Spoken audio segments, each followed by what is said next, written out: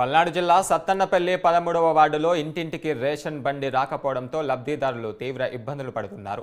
వాలంటీర్లు రేషన్ సరుకులు అందించకపోవడంతో లబ్ధిదారులు నేరుగా షాప్ వద్దకు వెళ్లి బారులు తీరుతున్నారు. ప్రతి నెల తామే రేషన్ బియ్యం తెచ్చుకుంటామని లబ్ధిదారులు వాపోతున్నారు.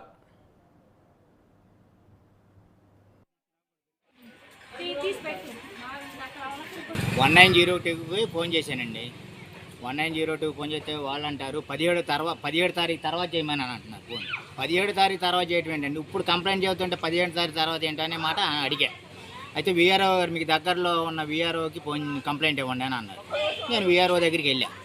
ఆయన పేరు ఏందో నాకైతే తెలియదు. మరి ఆఫీస్కి వెళ్ళా, సచివాలయం ఆఫీస్కి వెళ్తే 13వ వార్డు సచివాలయం ఆఫీస్కి వెళ్తే వీఆర్ఓ గారు ఉన్నాడు. ఏమండి ఇటు సంగతి అని అన్న, కంప్లైంట్ రాసి ఉండని అన్నారు. రాసి ఇచ్చా. రాసి ఇచ్చినా నాకు అదండి ఇది ఎంఆర్ఓ గారికి రాసే ఉండి ఎంఆర్ఓ గారు కానీ పెట్టండి అని అన్నారు. సరే ఎంఆర్ఓ గారికి పెట్టి ఇచ్చి వచ్చా. అదే 1902కి ఫోన్ చేశానండి. 1902 ఫోన్ చేస్తే వాళ్ళు అంటారు 17 తారీఖు తర్వాత చేయమని అంటున్నారు. ఫోన్ 17 తారీఖు తర్వాత చేయటం ఏంటండి, ఇప్పుడు కంప్లైంట్ చేస్తుంటే 17 తారీఖు తర్వాత ఏంటనే మాట అడిగా.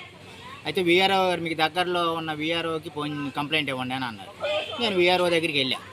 ఆయన పేరు ఏందో నాకైతే తెలియదు. మరి ఆఫీస్కి వెళ్ళా, సచివాలయం ఆఫీస్కి వెళ్తే 13వ వార్డు సచివాలయం ఆఫీస్కి వెళ్తే వీఆర్ఓ గారు ఉన్నాడు. ఏమండి ఇటు సంగతి అని అన్న, కంప్లైంట్ రాసి ఉండని అన్నారు. రాసి ఇచ్చా. రాసి ఇచ్చినా నాకు అదండి ఇది ఎంఆర్ఓ గారికి రాసే ఉండి ఎంఆర్ఓ గారు కానీ పెట్టండి అని అన్నారు. సరే ఎంఆర్ఓ గారికి పెట్టి ఇచ్చి వచ్చా. అదే 1902కి ఫోన్ చేశానండి.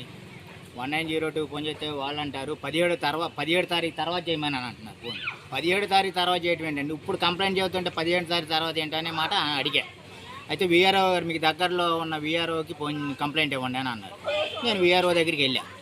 ఆయన పేరు ఏందో నాకైతే తెలియదు. మరి ఆఫీస్కి వెళ్ళా, సచివాలయం ఆఫీస్కి వెళ్తే 13వ వార్డు సచివాలయం ఆఫీస్కి వెళ్తే వీఆర్ఓ గారు ఉన్నాడు. ఏమండి ఇటు సంగతి అని అన్న, కంప్లైంట్ రాసి